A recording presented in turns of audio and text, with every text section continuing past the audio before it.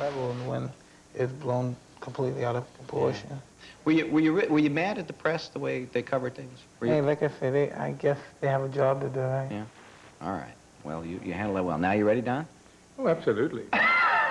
Being with the greatest fighter in the world, you know, I'm just so Let me proud. ask you basically the same questions I asked Mike, but from your point of view, what did this do to this young man here the last several months? I think it was a growing experience. It's something that, like you say, we all do. He's 22 years old.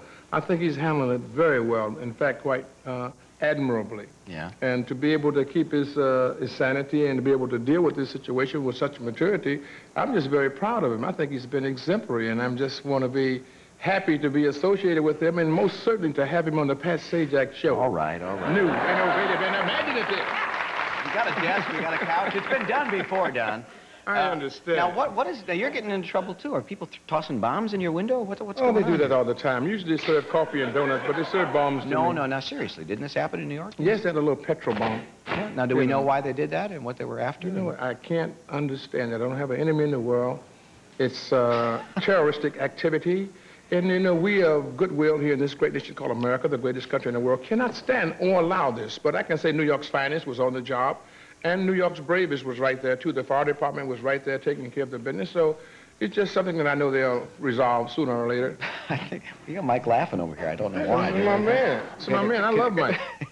Now, Mike, when what kind of fighter is this Bruno guy?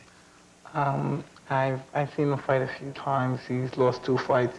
And he's the #1 contender in the world, so I guess he's very... Is that a problem, finding contenders these days?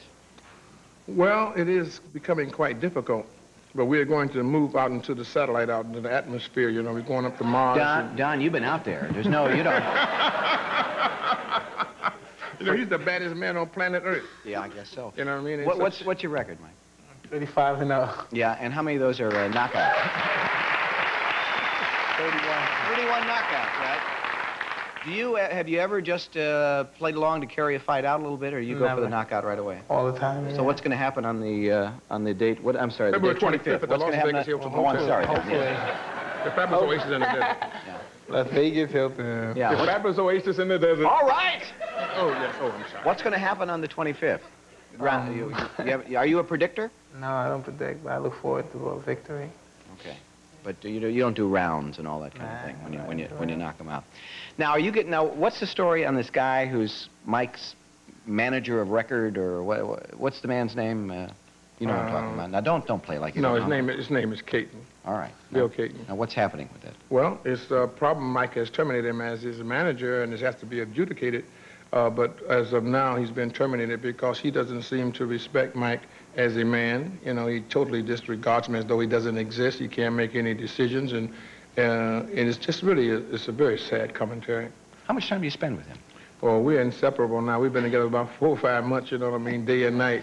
Wow. So are you, like, absolutely sick of him by now, Mike? Tell the truth. Is it really day and night? Our affections are growing more and more. Let Mike answer. What kind of guy is he to be around? He can't be like this all the time, is he? Like this all No, the if you're in a hotel, just the two of you having a beer or something, what would he be like? Is he a little more mellow, I hope? Very much so. Yeah. He just had a grandson, a new excuse me. Yeah. It was a girl? No, it was a grandson. It was a grandson, excuse me.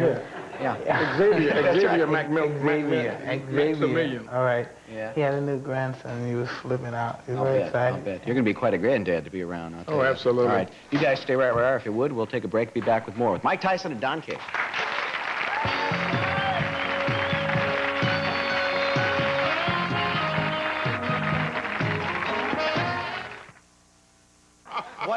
You ever been asked to promote something that's really weird and you just wouldn't do it? Yes. Yeah? They asked me to promote a man with a man-eating shark, you know, to put him in a big jar, you know, and the man versus the shark, you know, in reality, you know. Really? Yes, in reality, you know. But I wouldn't do it. They wanted me to, they didn't say it was going to be somewhere out in New Zealand or Australia, but they wanted to make this big tank, and this guy would go in with the man-eating shark, and all he would have was a knife, you know what I mean, and he would play like Tarzan against the shark. You turned that one down? Yes, I did. Good for you. Yes, it was a little too bloodthirsty. Yeah, yeah. Would you, is it a problem when you go out, Mike? Do you get a lot of, hey, you're not so tough kind of guys? Because you could probably kill somebody if you really whacked. Never. Usually all the tough guy and macho guys always ask me, what punch would you punch a guy? Like if I'm having problems in the street right now, I got no fight, where would you hit a guy? Oh, Where would you advise me to hit someone? So you're giving like personal punching advice. kind of the Ann Landers of the ring here. Yeah, that's very nice. What would you like to promote? I mean, Hollywood, what would be a good, you have your mind on anything outside of boxing that would be an interesting promotion? Well, we're going to think about, there's a lot of stars out there, there's a lot of talent that need to be brought to the fore, to the public's eye. And Mike and I are thinking about doing some of those things to create something that, what we call the magic of excitement. Yeah, and what kinds of things are we talking about? Well, we know I did the tour with the Jacksons, you know, with Michael and his family in the Victory Tour, and that was a super sensation. If you talk to Michael, would you ask him if he could come on the show? We're having a little trouble booking. Yeah, I'll talk to Mike. All right, and tell him it's a fabulous show. Michael, did you hear that?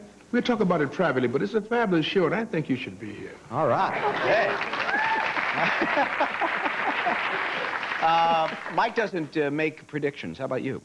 Well, I don't predict, but I tell you this, that when a guy goes in there with Mike, they go at their own peril because he's dedicated and committed. He's awesome, and you watch his upper body movement is so fast that it really gets obliterated when you see the awesome devastation of his punches. But if you watch this guy, you know, you look like he ain't moving, and then all of a sudden you see the guy laying down. That's the explosiveness, you know, what it is, but it's really quick, you know. Yeah, when you don't see him fall, that's a good punch. Yeah, you're absolutely right. Yeah.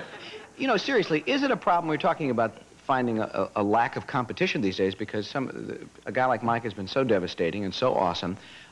Is it tough to find people, and is it tough to promote it? Is it tough to promote it as a meaningful bout? Not really. You know, I'm from the field of agronomy, you know, and you have to go out and plant your seeds and cultivate your crops. So what we do is we raise opponents for Mike. You know what I mean? And you get them, and like now we got a white kid, 225 pounds, 6'5". He's a little green now, so we just get him right, you know, and let him go. And as he builds himself up, it'll be a tremendous gait. And if we should get a Russian and have Rocky IV with a real live Russian, not with Sylvester Stallone, you know, in one of the films, but something that really we could create that type of excitement with, it would be fantastic. So you're looking for gimmicks? Is that what you're saying? No, or you're looking for good fighters? Bona fide challenges. Yeah. You know what I mean? Bona fide challenges, you know what I mean? Don't bring us no mortal men, bring us giants. Yeah. So you plant them in the ground, they grow, you pick them, and you put them... You know, cultivate them, you know, nourish them, weed them. Now, we're talking about fighting or a salad bar here? We're talking about good guys. There's a lot of good talent coming up right now, Pat. Yeah? And each guy has this Who are some of the good ones coming along that we might see? You got young guys, all the new guys from the Olympics, you know, that was out there.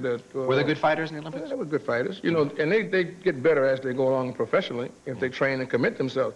This guy works hard. That's what people don't really realize. They underestimate Mike Tyson because he's not only an articulate fighter, he can think and he thinks on his feet, but he works at his trade. And when he go to work, everybody wants to go see him work, you know? That's for sure. Just like I'm enjoying being here with you. You work pretty good, too. On the fabulous Pat. Oh, yes. Ain't no question about that. From the wheel to the deal. What's a typical day for you like, Mike? We're about, what, here, two and a half weeks before the fight? Just 4 o'clock in the morning, running my 6 miles, coming back, exercise, boxing, 8, 12 rounds in the gym. And that's... When you go to bed, what's beddy by time? 9, 10. 9 o'clock? Yeah. But you tape the show then, I guess, and watch it the next day. Excuse me? You tape the show and then watch it. I go to bed. I don't go to sleep. I could have pretended you taped it. Yeah, Would you sleep late? Oh, that's a silly We're going to check you out. Yeah, all right. Listen, lots of luck on the 25th. I know it's been, I hope the next year is a little calmer for you in a lot of ways, and wish you well. And again, it's on the 25th. At the fabulous Oasis in the Desert, the Hilton Hotel.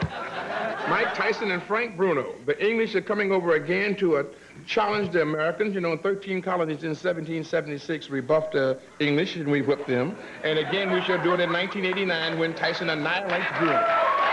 Thanks, Don. Good seeing you. Thank you, Mike. Thanks, guys. Mike Tyson and Don King.